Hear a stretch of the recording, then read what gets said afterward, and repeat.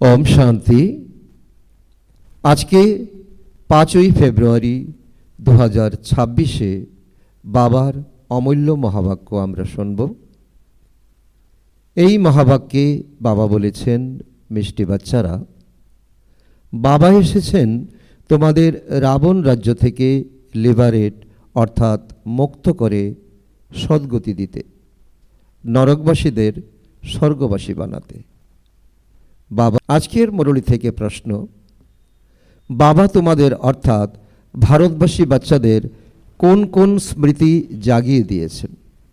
যে স্মৃতি আমাদের ছিল না, বাবা এখন আমাদের এসে শিক্ষার সঙ্গে সঙ্গে আমাদের স্মৃতিস্বরূপ বানাচ্ছেন, স্মৃতি আমাদের জাগিয়ে দিচ্ছেন।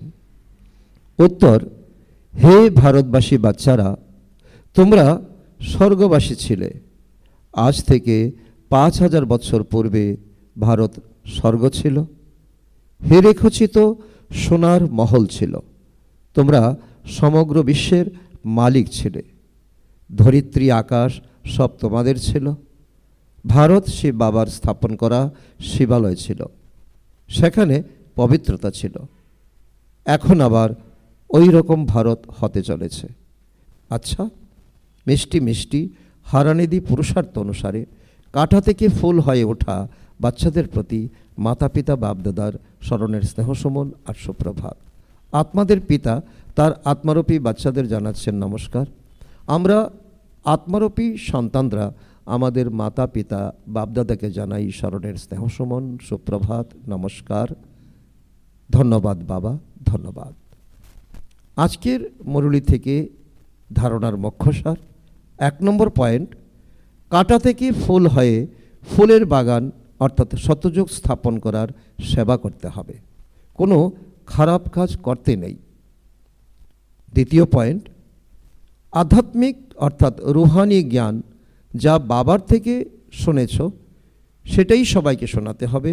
আত্ম অভিমানী হওয়ার পরিশ্রম করতে হবে, এক বাবাকেই স্মরণ করতে হবে, কোনো দেহধারীকে নয়। আজকের বরদান আমাদের আত্মাদের প্রতি পরমপিতা পরমাত্মা দিয়েছেন। নিন্দা স্তুতি জয় পরাজয় সমান স্থিতি তৈরি করে বাবার সমান সম্পন্ন এবং সম্পূর্ণ ভব। নিন্দা স্তুতি জয় পরাজয়ে সমান স্থিতি তৈরি করে বাবার সমান সম্পন্ন এবং সম্পূর্ণ ভব।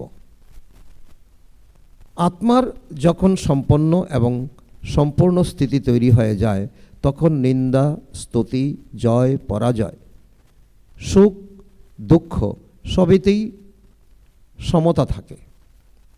দুঃখের পরিস্থিতিতেও মুখমণ্ডল বা ললাটে দুঃখের ঢেউয়ের পরিবর্তে সুখ বা আনন্দের ঢেউ যেন দেখা যায়।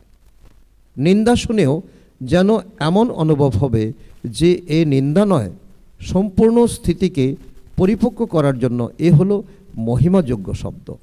অত্যন্ত গভীর থেকে গভীর শক্তিশালী কথা বাবা বোঝাচ্ছেন। তো নিন্দা শুনেও যাতে এমন মনে হয়, এটা হলো মহিমাযোগ্য শব্দ, অর্থাৎ পরিপক্ক করার জন্য এটা কেউ আমাকে মহিমাযোগ্য শব্দ বলছে, এটা নিন্দা নয়।